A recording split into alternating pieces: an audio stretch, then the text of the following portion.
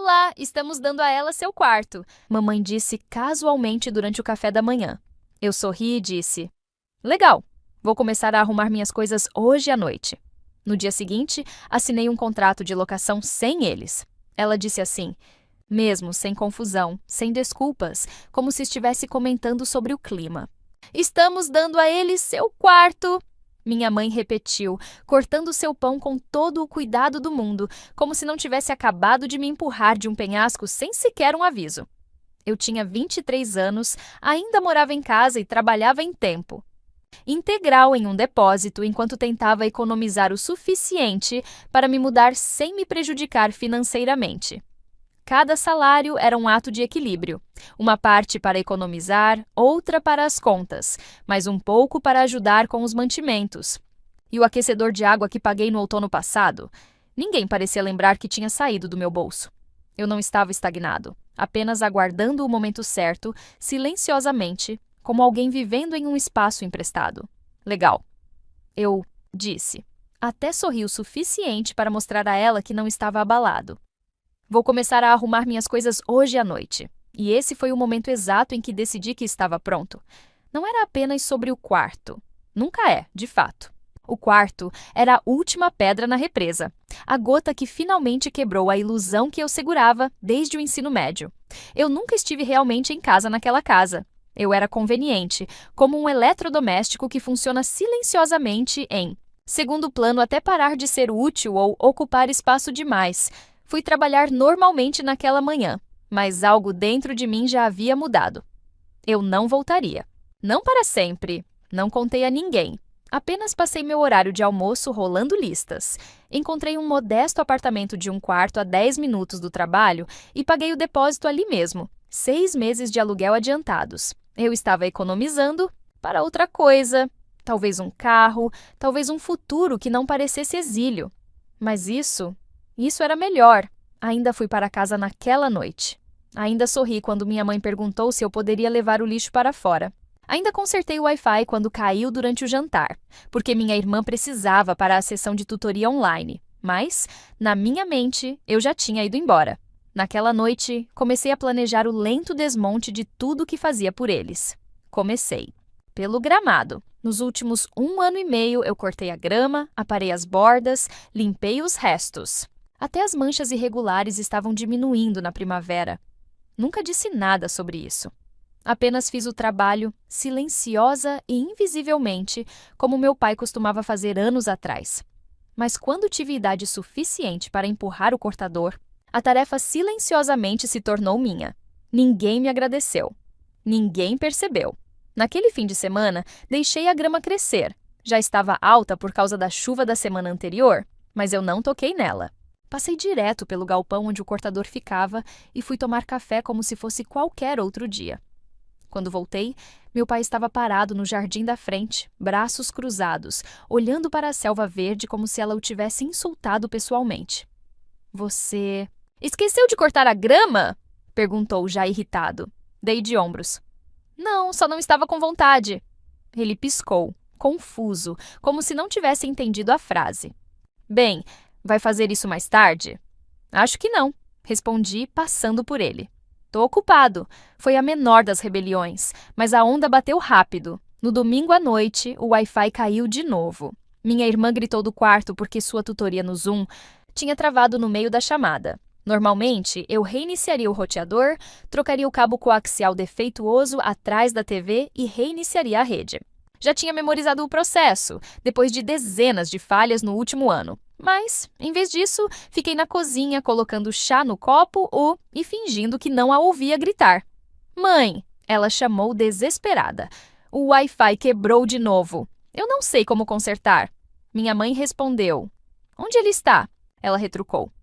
Deixei-o se debater por meia hora antes de sair casualmente pela porta, minha refeição em mãos. Ninguém disse uma palavra. Naquela semana, parei de buscar minha irmã na escola. Não avisei ninguém, fazia isso quase toda terça. E quinta-feira há meses. A agenda da mãe não batia e o pai se recusava a sair mais cedo do trabalho. Então, eu ajustei meu próprio horário para dar conta, silenciosamente, como todo o resto. Quinta-feira chegou e passou. Minha irmã ficou sentada na secretaria da escola por 2 horas antes que alguém pudesse buscá-la. Quando voltei para casa, o clima estava tão carregado que dava para sentir no ar. Você esqueceu sua irmã hoje, minha mãe disse categoricamente. Não, respondi, largando as chaves. Eu não esqueci. Ela me olhou surpresa. Apenas passei por ela e entrei no meu quarto. Acho que foi nesse momento que eles realmente começaram a entender o quanto eu fazia por eles. Mas era só o começo. No terceiro dia, a pia da cozinha voltou a vazar. Um gotejamento lento e rítmico, como um fantasma retornando. Eu já tinha consertado no ano passado, trocando a junta defeituosa. Na época, até cruzei a cidade para encontrar a peça certa. Mas agora eu não ia fazer nada. Eu não mencionei que, na época, eu apenas consertei e continuei com minha vida. Agora, ele estava de volta, assim como a poça familiar sob o armário. Meu pai se agachou lá, com um rolo de papel toalha, murmurando para si mesmo, usando uma lanterna como se fosse uma cena de crime. Eu passei tomando meu café. Você sabe como consertar isso, não sabe? Ele perguntou. Sim, eu disse parando na porta. Eu sei. Ele olhou para cima, esperando. Eu continuei andando. Naquela noite, depois do jantar, eu não limpei, não enxaguei os pratos, não limpei os balcões. Apenas fiquei tranquilo e fui para o meu quarto, enquanto o resto deles tilintavam garfos e fingiam que não estavam percebendo. A tensão era uma coisa viva, agora pulsando através das paredes. Na sexta-feira, recebi uma mensagem da minha mãe enquanto estava no trabalho. Você pode pagar a conta de luz deste mês? Esquecemos que vence hoje e o cheque do seu pai ainda não chegou. Olhei para a mensagem por um momento. No ano passado, eu pagava contas como essa com mais frequência. Eu os salvava de taxas por atraso mais vezes do que eu poderia contar. Até configurei lembretes no meu próprio telefone para que as contas não fossem cortadas. Não dessa vez. Respondi. Desculpe, eu tenho aluguel agora. Ela não respondeu. No dia seguinte, a luz da varanda estava apagada quando eu cheguei em casa. A casa estava mais escura do que o normal. Quieta. Minha irmã estava na mesa, frustrada, folheando sua lição de matemática, rabiscando com a ponta quebrada de um lápis. Você não foi pegar o papel da impressora? Ela perguntou sem olhar para cima. Eu sempre comprava, sempre me lembrava. Não, eu disse, largando minha mochila perto da porta. Pensei que outra pessoa poderia fazer isso dessa vez. Ela jogou o lápis para baixo e pisoteou. Minha mãe apenas observou do corredor, com os olhos semicerrados, como se estivesse tentando me entender, como se eu fosse um quebra-cabeça, como se alguém tivesse trocado todas as peças. Eu sorri para ela, não presunçoso, apenas calmo. As coisas estavam desmoronando, não porque eu estava fazendo algo cruel ou dramático. Tudo o que eu fiz foi dar um passo para trás. Essa foi a parte assustadora para eles. Eles estavam finalmente vendo os fios que eu estava segurando juntos. Sábado. De manhã veio sem café. Eu ouvi o barulho de portas de armário e o leve palavrão da minha mãe quando percebeu que eles estavam sem. Eu tinha sido o único a manter esse estoque. Também comprava sacos grandes na loja perto do meu trabalho. Sempre pegava no meu caminho para casa, nunca mencionava, apenas substituía. Agora, eles estavam olhando para uma lata vazia e um silêncio cortante, como se fosse algum tipo de traição. Eu estava sentado na sala, comendo cereal, completamente vestido, chaves na mão. Não disse uma palavra. Minha mãe olhou para mim por cima da borda de sua caneca, que ela havia enchido com água quente e nada mais. Você vai sair? Ela perguntou em tom neutro, mas investigativo. Sim, eu disse, terminando a última mordida. Encontrar o senhorio, pegar algumas coisas. Ela enrijeceu um pouco. Senhorio? Eu apenas assenti e me levantei, saindo pela porta antes que ela pudesse perguntar mais. Eu estava de volta 2 horas. Depois, com algumas caixas mais pesadas, um pouco mais decidido. Naquela tarde, comecei a limpar meu quarto. Não tudo de uma vez, não de forma barulhenta ou teatral, apenas lentamente, meticulosamente. Caixa por caixa, eu carregava cada uma para o meu carro, colocava no banco de trás ou no porta-malas e voltava para pegar mais. Eu podia sentir os olhos deles em mim o tempo todo. Ninguém perguntou para onde eu estava indo. Ninguém se ofereceu para ajudar. Na hora do jantar, eu estava na metade do caminho. Meu pai tentou agir normalmente, trocando de canal como se nada estivesse acontecendo. Minha irmã ficou grudada no telefone. Minha mãe tentou traçar uma linha na areia. Então, conversamos e achamos que talvez fosse melhor se esperássemos um pouco antes de dar o seu quarto para Duda. Parei no meio da mordida para cobrir meu prato. Por quê? Ela olhou para meu pai, que fingiu não notar. Bem, com tudo acontecendo, talvez não seja o momento certo. Eu mastiguei e engoli. Não, é o momento perfeito. Todos ficaram parados. Eu já havia assinado um contrato de aluguel. Eu vou me mudar na terça-feira. Minha irmã piscou. Espera, você está falando sério? Eu olhei para ela. Duda, você colocou minhas coisas em caixas de armazenamento quando eu não estava em casa. Eu as encontrei enfiadas debaixo da escada. Então, sim, estou falando sério. Ela ficou quieta. A voz da minha mãe estava suave. Agora você deveria ter dito algo, eu disse. Você simplesmente não ouviu porque eu sorri quando disse isso. E continuei comendo calmamente, enquanto os três ficaram sentados em silêncio, como se os papéis tivessem se invertido durante a noite e eles não soubessem como ou quando. Finalmente, perceberam que eu não estava blefando e que eu não voltaria. Nabu? Segunda-feira à noite, eu era um fantasma na minha própria casa.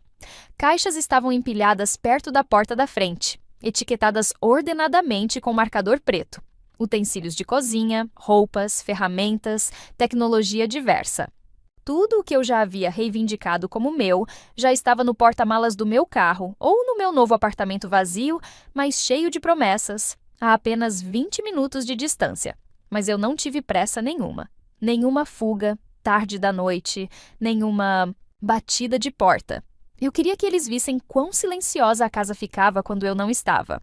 Por trás da cortina, o lixo não tinha sido levado para fora. Ninguém se lembrava de levar a correspondência, o banheiro no corredor de cima ficava funcionando a cada poucas horas, com aquele gorgolejo irritante, algo que eu já tinha consertado. 3 vezes, mas não dessa vez. Passei por tudo isso com uma sensação estranha no peito. Em um momento, meu pai me encurralou na cozinha. Você realmente acha que está fazendo a coisa certa aqui? Ele perguntou, braços cruzados, fingindo se importar mais do que realmente se importava.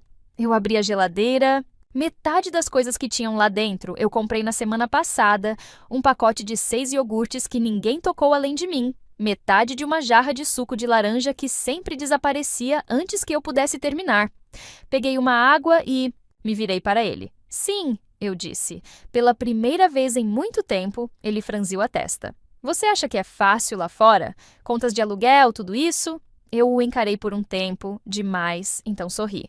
Eu tenho pago suas contas por 1 ano. Acho que vou administrar as minhas muito bem. Ele não respondeu. Apenas olhou, como se estivesse esperando pela piada que nunca veio. Então, ele saiu da cozinha. No andar de cima, a porta da minha irmã estava aberta. Eu tive um vislumbre do meu antigo quarto. Agora é dela. Ela já tinha começado a decorá-lo com luzes de corda e almofadas em tons pastéis, mas as prateleiras que eu construí na parede ainda estavam lá. O remendo na parede, de gesso que eu consertei quando ela chutou durante um ataque de raiva, ainda estava firme. Ela me pegou olhando. Você poderia ter dito não, ela murmurou, sem nem fazer contato visual. Eu balancei a cabeça. E você poderia ter perguntado? Continuei andando. Não era mais raiva que tinha queimado dias atrás. O que restou era algo mais nítido, mais limpo, clareza. Na terça-feira de manhã, eu tinha ido embora. Coloquei a última caixa no banco de trás e dei uma última olhada na casa. Não com sentimento, não com tristeza, apenas observação. As luzes da varanda ainda estavam quebradas, as lixeiras de reciclagem transbordando, o Wi-Fi caiu novamente. Tudo parecia poético. Antes de eu sair, entrei na cozinha e colei uma única folha de papel na geladeira, com tinta preta. Fatos diretos, nenhuma emoção, dizia. Coisas que eu cuidei que vocês provavelmente não perceberam. Cortei a grama toda semana, levei o lixo para fora e reciclei. Cobri 5 contas de serviços públicos quando elas passaram, consertei o roteador Wi-Fi mais de 10 vezes, compras de supermercado aproximadamente $1.200 em 9 meses. Peguei Duda da escola 32 vezes, troquei lâmpadas da varanda 3x, limpei depois do jantar na maioria das noites, paguei discretamente 200 pelo conserto do carro do meu pai. Mantive esta casa funcionando enquanto era tratado como um convidado. No final, uma última frase. Boa sorte lidando com tudo agora. Estou indo viver como um convidado na minha própria casa. E então, tranquei a porta atrás de mim pela última vez. Não tive notícias deles no primeiro dia, mas no segundo, as ligações começaram. Primeiro, foi minha mãe, chamada perdida. Depois, uma mensagem. Ei, a internet caiu! Você lembra do login do roteador? Então, meu pai tentando mascarar sua irritação com praticidade. Onde você colocou a chave do cortador de grama? Eu não respondi a nenhum deles até sexta-feira. A mensagem se transformou em pequenas tempestades de culpa e confusão. Duda me enviou uma mensagem com apenas uma palavra. Sério? Acho que eles pensaram que eu cederia, que voltaria para ajudar quando as coisas ficassem difíceis. Talvez eles pensassem que se mudar fosse simbólico, como se eu estivesse fazendo uma observação, não uma mudança permanente. Eles estavam errados. Enquanto isso, meu apartamento estava começando a parecer meu. Eu coloquei prateleiras, escolhi pratos, toquei música tão alto quanto eu queria. O silêncio que eu usava para desejar era finalmente real. Não frio, não forçado, apenas quieto, como se o mundo finalmente tivesse parado de esperar coisas de mim.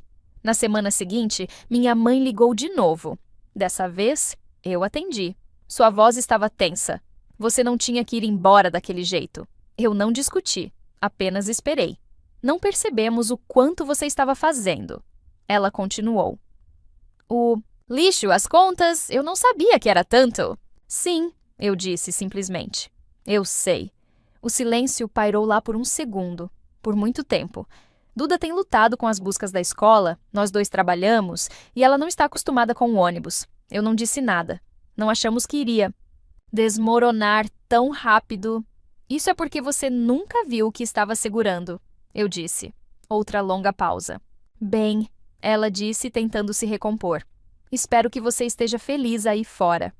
Eu sorri, mesmo que ela não pudesse ver. Eu sou.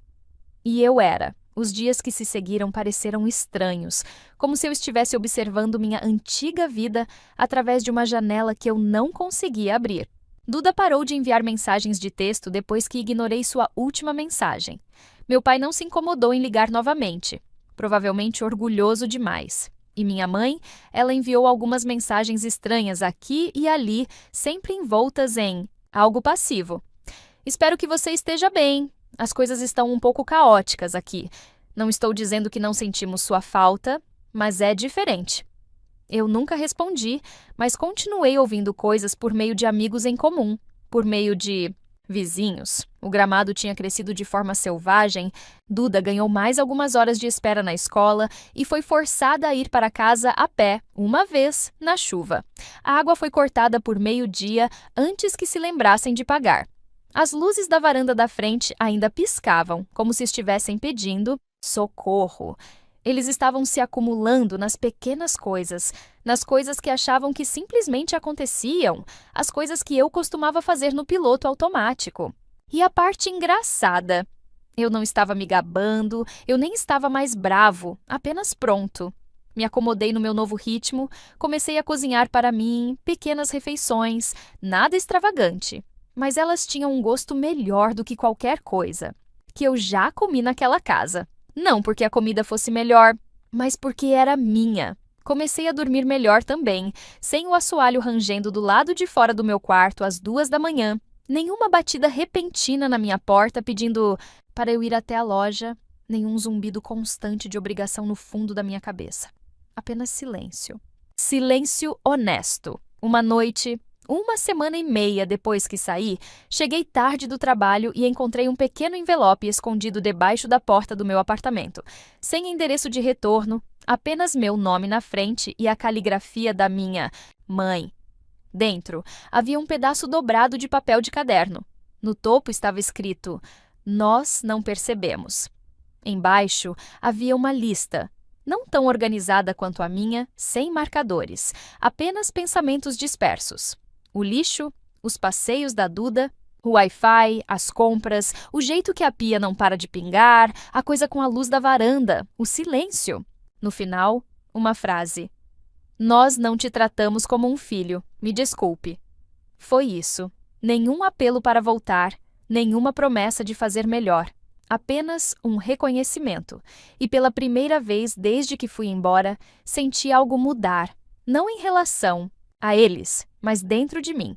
Não foi um encerramento, mas talvez tenha sido o suficiente. Eu não respondi a carta, não porque eu não senti nada. Acredite em mim, eu senti. Fiquei olhando para ela no balcão da minha cozinha por horas. Li novamente na manhã seguinte. Dobrei, desdobrei. Pensei sobre o que significava. Mas uma carta não pode desfazer anos de invisibilidade.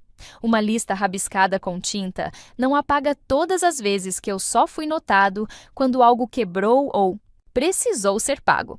Eles começaram a ver a lacuna que deixei para trás, e isso estava claro.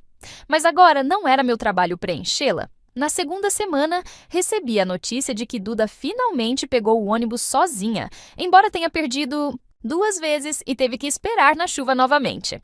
Minha mãe começou a pagar por um serviço de jardinagem.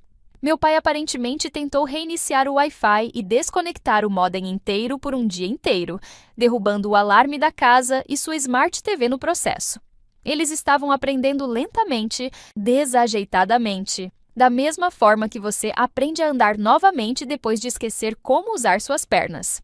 E eu estava prosperando na ausência de suas necessidades. Comecei a fazer coisas que não me permitia antes. Comprei uma estante, não porque eu precisava de uma, mas porque eu queria.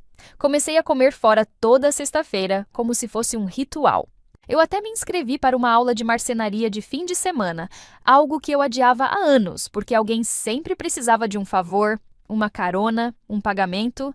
O peso tinha sumido. Eu nem tinha percebido o quão pesado ele era até que não era mais meu. Uma noite, enquanto limpava meu e-mail, vi um lembrete de calendário que eu tinha definido meses atrás. O registro do carro do meu pai. Verifique se ele está baixo de novo. Olhei para ele por um longo momento, então cliquei em deletar. Naquela noite, eu sentei na minha pequena sacada, pernas para cima, em uma cadeira de plástico, e apenas respirei. Pela primeira vez, eu não estava esperando um sapato cair. Eu não estava ouvindo alguém chamar meu nome. Eu não estava me preparando para outro pedido disfarçado de favor. O silêncio não era mais assombrador. Era o lar. Eu não voltei desde então, nem para visitar, nem para aniversários. Eles pararam de ligar. Talvez eles estejam envergonhados, talvez estejam apenas cansados, ou talvez finalmente entendam que eu não era o hóspede naquela casa. Eu era a fundação, e quando uma fundação vai embora, tudo muda. A lista que deixei colada na geladeira provavelmente ainda está lá. Ou talvez tenham tirado isso do jeito que você tira algo que faz você se sentir culpado demais para olhar. De qualquer forma, serviu ao seu propósito. Agora me diz, você já sentiu que tudo o que faz por alguém não é notado? Ou só é notado quando você para de fazer? Como foi essa experiência? Escreve aqui nos comentários, eu quero muito saber. Se você gostou do vídeo, clica em curtir. E se inscreve no canal também, assim você não perde nenhuma história emocionante. E não esquece, deixa também um comentário com uma classificação de 1 a 10 para mostrar o quanto você gostou.